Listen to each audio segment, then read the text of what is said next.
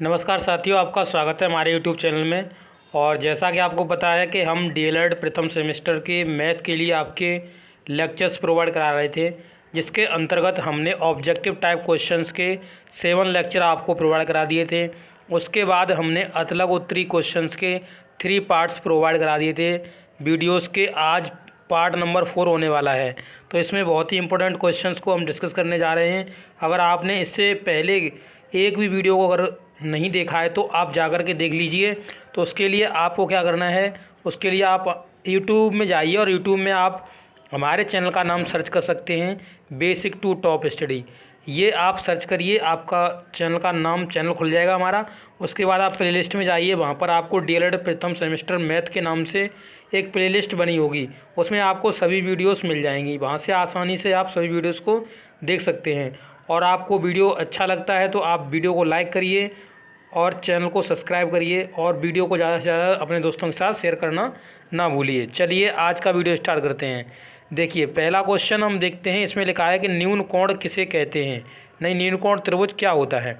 तो अब देखिए, जहाँ न्यून कोण त्रिभुज पूछ रहा है, तो इस तरीके से मान लीजिए हमने एक ट्रायंगल बनाया इस तरीके से, तो इसकी क्या प्रॉपर्टीज़ होना चाहिए जो कि ये न्यून कोण हो जाए।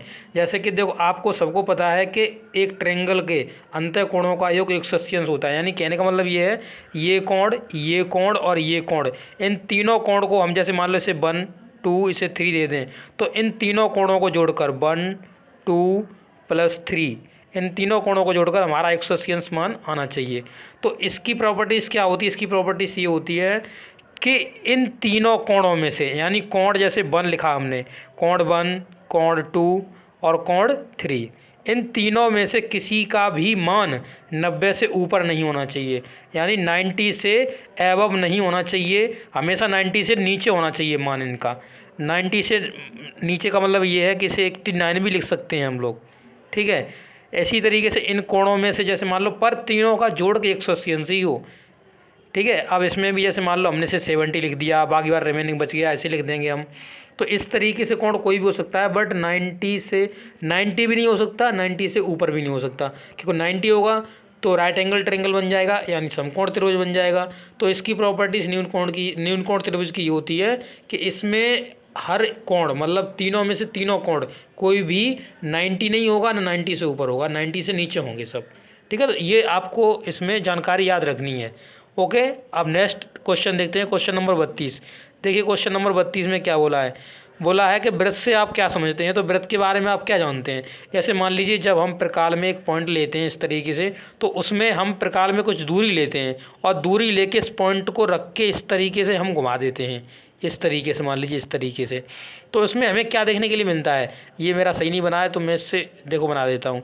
जैसे मान लो ये देखो, ये बन गया, इस तरीके से बन गया। अब इसमें हमें क्या रखना होता है, जैसे मान लो इसमें से हमने एक पॉइंट लिया होगा इस तरीके से, और पॉइंट लेके सब यानी कुछ दूरी ली होगी प्रकाल में, और हमने इस तरीके से इसे घुमा दिया है। तो इससे आप ये जानते हैं कि इसमें क्या होता है, इसमें जो दूरी होती है, यानी जो इसकी त्रिज्या, आप जानते हैं किस तरीके से ये त्रिज्या होती है जो केंद्र से होकर जाती है। ये त्रिज्या, ये आर, यहाँ की देखो तो ये भी आर, इनकी सब जगह जो वैल्यू होगी वो कैसी होगी, समान होगी। यानी जिस पॉइंट से हमने ये खींचना शुरू करा है, जिस पॉइंट से हमने इसकी जो परिधि है उसे हमने खींचा है, हर जगह इसकी आर की वैल्यू समान होगी।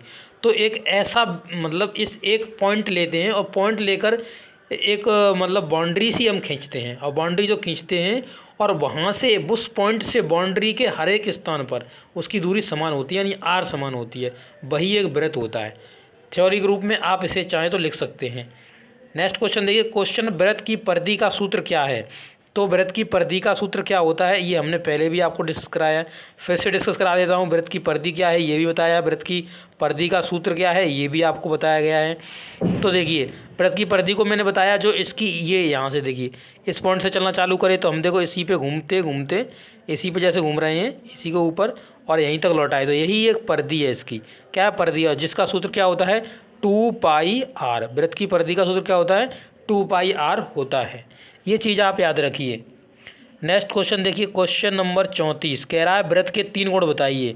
तो वृत्त के बारे में आप क्या क्या जानते हैं, उसके बारे में आप 3 गुण बता दीजिए। तो जैसा कि हमें पता है कि वृत्त में जो हमने पहला पॉइंट तो ये देखा कि जैसे मान लीजिए इसमें हमने पॉइंट माना, पॉइंट इसमें लगा दिया, इस तरीके से हमने पॉइंट लगा दिया। ये मान लो ये केंद्र है इसका, मान लीजिए मिडिल में रख दिया हमने इसे, और यहाँ से यहाँ तक कि ये देखो आर की दूरी हमेशा हर एक स्थान पर बराबर होगी इसमें। एक तो ये प्रॉपर्टीज़ हो गई जिसकी ये आर की जो वैल्यू होगी वो हर एक स्थान पर कैसी होगी, हर एक स्थान पर समान होगी, इनकी यानी इसकी सभी त्रिज्याएँ बराबर की होंगी, ठीक है। और इसका जो जैसे मान लो इसे मैंने बनाया इस तरीके से, इसका जो व्यास होगा, यानी इसका जो क्या होगा व्यास होगा, यानी देखो ये यहाँ पे पॉइंट रखा, यहाँ से ले गए इस तरीके से, ये जिस पॉइंट से होकर जा रहा है तो इस पॉइंट को ये दो भागों में बांट देगा, यानी आधा आधा पूरा मतलब जो आपका वृत्त है उसे काट देता है, यानी जो पॉइंट को भी आधा आधा ये डिवाइड कर देता है। और एक क्या होता है संकेंद्री वृत्त की आपने थ्योरम सुनी हो, तो संकेंद्री वृत्त में क्या होता है, देखिए संकेंद्री वृत्त में क्या होता है, जैसे इस तरीके से एक वृत्त बना हुआ है, इसमें मान लीजिए इसका पॉइंट हमने ये लिया है, यानी मान रुक जाइए, जैसे यहाँ पर रखता, यहाँ पे रख दिया मैंने, अभी देखिए यहाँ, ठीक है, ये पॉइंट हो गया इसका। अब इसी सेंटर से हम थोड़ी कम दूरी करके प्रकाल में और इस तरीके से खींच सकते हैं। देखिए थोड़ी दूरी हमने कम कर ली है इसकी, इस तरीके से, जैसे मान लीजिए इस तरीके से हमने खींच दिया इस तरीके से, तो ये एक ही पॉइंट रहेगा। संकेंद्री वृत्त की ये पहचान होती है कि इसका पॉइंट एक ही रहेगा और एक ही पॉइंट से हमने दो वृत्त खींच दिए, ये संकेंद्री वृत्त होता है। तो इस पर क्वेश्चन भी पूछे जाते हैं, जैसे मान लीजिए इस छोटे की छोटी आर होती है, बड़े की इस तरीके से, ये बड़े है तो बड़े की आर बड़ी आर हो गई, तो इसमें से पूछ लेता है इसका, कभी कभी क्षेत्रफल पूछ लेता है इस क्षेत्र का, इसका, इस तरीके से इस पर क्वेश्चन भी काफ़ी बनते हैं, ठीक है। तो ये आपको यहाँ पे इसके 3 कोड हमने बता दिए। अब नेक्स्ट क्वेश्चन देखिए कि स्पर्श रेखा क्या होती है। स्पर्श रेखा का मतलब क्या है कि जो स्पर्श करती हुई जाए, जैसे मान लीजिए ये मैंने सर्कल बनाया और सर्कल बनाने के बाद इस पर एक स्पर्श रेखा इस तरीके से हमने खींच दी जो इसे स्पर्श करती हुई जाए, इस तरीके से स्पर्श रेखा खींच दी, इस तरीके से स्पर्श रेखा खींच दी, ये जैसे ये स्पर्श रेखा है, ये सभी क्या है स्पर्श रेखाएं हैं जो वृत्त को स्पर्श करती हुई जाएँ, उसे स्पर्श रेखा बोलते हैं। आगे देखिए प्राकृत संख्याएं किसे कहते हैं, तो प्राकृत संख्याओं के बारे में हमने बताया, जैसे किसी वस्तुओं को हम गिनते हैं, जैसे 1 2 3 इस तरीके से 4 इस तरीके से चलते चले जाए डॉट डॉट इनफाइनाइट तक लिखते हैं, ये सभी आपकी क्या होती हैं प्राकृतिक संख्याएं होती हैं। अगर इनका कलेक्शन लिखना चाहें तो हम n बराबर लिखते हैं कलेक्शन, मतलब 1 2 इस तरीके से लिखते जाएँ डॉट डॉट इनफाइनाइट इस तरीके से, तो इस तरीके कलेक्शन भी लिखते हैं इनका। जो वस्तुएँ गिनने में आती हैं, काम में आती प्रयुक्त होती हैं, वो हमारी क्या होती हैं प्राकृत संख्याएँ होती हैं। नेक्स्ट देखेंगे परमेय संख्या किसे कहते हैं, तो परमेय संख्या के बारे में हमने पहले भी आपको अवगत कराया कि परमेय संख्या क्या होती है, जिसे हम P/Q के रूप में लिख सकते हैं, जहां Q is not equal to 0, Q 0 नहीं होना चाहिए, ठीक है। और ये भी हमारे कैसे होना चाहिए पूर्णांक होने चाहिए, ये हमारे कैसे होना चाहिए पूर्णांक होना चाहिए, ये भी पूर्णांक होना चाहिए, ये भी हमारा पूर्णांक होना चाहिए, कैसा होना चाहिए पूर्णांक होना चाहिए, ये चीज़ याद रखिए। और परमेय संख्या के बारे में आपको क्या पता होना चाहिए, ये परमेय संख्या जैसे मान लो ऐसे लिखा है 1/2, जैसे 4 मान लीजिए हमने लिखा 5 लिख दिया, इस तरीके से ये सभी कैसी हैं परमेय संख्याएं। ये पूर्णांक संख्या तो आपको दिख रही है जहाँ पे Q is not equal to 0, Q 0 नहीं है, ये प्रॉपर्टी आपकी फॉलो करती है, तो यही आपकी परमेय संख्या होगी। नेक्स्ट क्वेश्चन बढ़ेंगे आप, देखिए क्या कह रहा है नेक्स्ट क्वेश्चन है 38, और देखिए क्वेश्चन में क्या कहा है 38 में कि x माइनस बाई में क्या जोड़ें कि योगफल बराबर में जो है योगफल वो हमें मिल जाए 2x प्लस बाई। तो मान लीजिए इसमें हमने कुछ जोड़ दिया, मान लीजिए इसमें कुछ मान लीजिए जैसे मान लीजिए हमने o जोड़ दिया, यहाँ पे o जोड़ दिया, तो o की वैल्यू निकालनी है अब आपको, तो बराबर में ये हो जाएगी, o की वैल्यू निकालो तो o बराबर क्या लिखोगे, जैसे ये जो x माइनस बाई उधर जाएगी तो 2x प्लस में बाई, अब देखिए यहाँ पे जो x है वो प्लस की है, उधर जाके माइनस की हो जाएगी, ये x किसकी है माइनस की है, उधर जाके किसकी हो जाएगी प्लस की हो जाएगी, बाई मतलब बाई है ये, सॉरी। अब देखिए इसमें तो यहाँ पर देखिए 2x में से एक x गया तो कितना बच गया, x बच गया। अब यहाँ पे बाई और बाई कितना हो गया 2y, तो ये 2y हो गया, तो x प्लस 2y हमें जोड़ना पड़ेगा, तो हमारी क्या हो जाएगी 2x प्लस y हो जाएगी।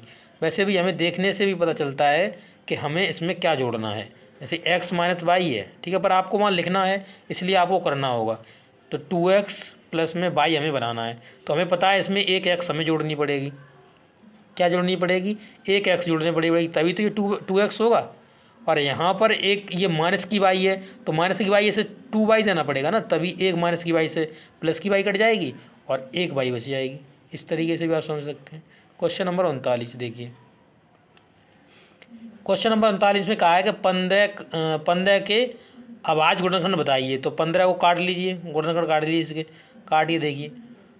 इसे 3 से काटेंगे, तिप से 15, 5 हो गया, 5 एक 5, ये कट गए। तो ये अभाज्य गुणनखंड है, इसके एक भी लिख सकते हो, ठीक है। तो ये सभी अभाज्य गुणनखंड हो जाएंगे इसकी, 1, 3, 5 ये अभाज्य गुणनखंड होते हैं। अब नेक्स्ट देखिए क्वेश्चन नंबर 40 और लास्ट क्वेश्चन है ये। क्वेश्चन नंबर 40 में कहा है कि 350 हैं, उसका तुम्हें बताना है कितना, 10%। 10% का मतलब 10/100 लिख दें इसे। अब इसे लिखेंगे, देखो 10 से एक जीरो कट गया, इस जीरो से ये जीरो कट गया, कितना बचा बराबर में, 35 आंसर है ये। तो ये आपके क्वेश्चन से 10 क्वेश्चन थे जिन्हें मैंने डिस्कस करा दिया आपको सभी क्वेश्चंस को। और इससे पहले कि अगर आपने वीडियो नहीं देखे हैं तो मैंने आपसे पहले ही कहा कि आप वीडियो देख लीजिए उनको, जिससे कि आपके और अच्छे कंसेप्ट हो पाएँ। और जैसे कि आपको पता है कि आपके जो एग्ज़ाम हैं वो 9, 10 और 11 ये मई में आपके एग्ज़ाम होने वाले हैं। तो आपके पास टाइम भी बहुत कम है, यानी अभी मान सकते हो तो 1 महीना आप मान सकते हो कि 1 महीना आपके पास समथिंग पड़ा हुआ है। तो उसका आप अच्छे से प्रयोग कर लीजिए। और आपको पता है कि 25 नंबर का पेपर होने वाला है, इसमें ज़्यादा से ज़्यादा नंबर लाइए, यानी आप 23+ तो आपको ज़रूर करना है। अगर आप अच्छे से थोड़ा पढ़ लिए, मेहनत थोड़ी कर ली, तो आप 25 आउट ऑफ 25 भी ला सकते हैं, ठीक है। इतना कठिन पेपर नहीं होता है, ईजी पेपर होता है जिसे आप आसानी से कर सकते हैं। इसके मैं मॉडल पेपर भी कराऊंगा, तो उसके लिए आप निश्चिंत रहिए, ये बहुत ही जल्दी ख़त्म होने वाला है मॉडल पेपर। और जैसे ये ख़त्म होगा मैं आपको इसके मॉडल पेपर जो इसके पीछे दिए हुए उनमें से ही क्वेश्चन कराऊंगा, और बाहर से भी मैं अरेंज कर दूंगा, वहाँ से भी मैं कराऊंगा आपको, जो कि आप अच्छे से अच्छे नंबर ला पाएँ, ठीक है। और वीडियो को ज़्यादा से ज़्यादा शेयर करिए अपने दोस्तों के साथ। Okay, thank you.